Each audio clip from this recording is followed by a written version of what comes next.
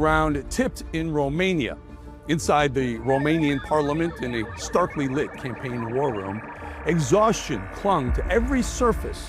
The conservative team watched the presidential vote trickle in slow, uneasy, uncertain. Each update landed like a message, a quiet signal from a system long stacked against them. These weren't newcomers. They'd fought this machine before. Last year, the election was canceled outright.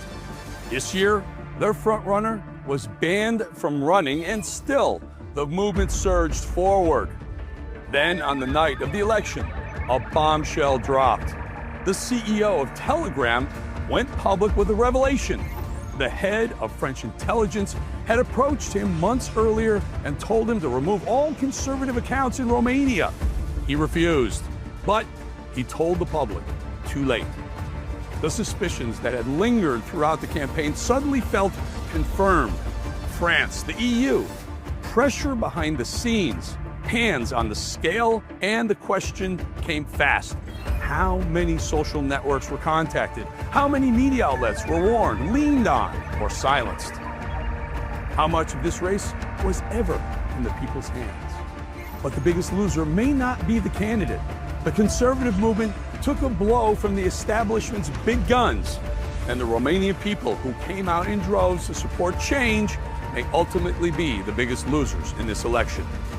It harkens to other elections where change is desired, expected, demanded, and voted for, only to have those hopes dashed, possibly by corruption or vote rigging. It's an age-old practice.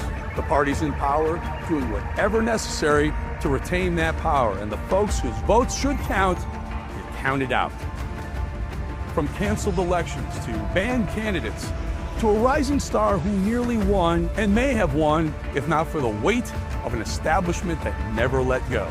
Coordinated, not through force, through silence. On the electoral list, why there's not so many, right? There's 19 million Romanians at all. And our party were like trapped into believing that this is their day, right? Well, it's very sad. I'm very sorry for George Simeon, because he's an honest man and he's a person of faith. He's a person of his word. He's so unlike other European leaders. And it seemed that maybe this exception is happening in Romania. Well, not now, not this time, but the prospects are good. What happened in Romania wasn't loud. It was quiet and calculated, coordinated, not through force, through silence. Not with tanks, but with pressure. Not in the open, but just beneath the surface. The result was called, but the story isn't over. Not for the movement, not for the country, and not for the people who still believe in free speech and a free democracy. This was one race, one night, one country. But the questions it raises go far beyond Romania. This was on the ground. This was tipped in Romania.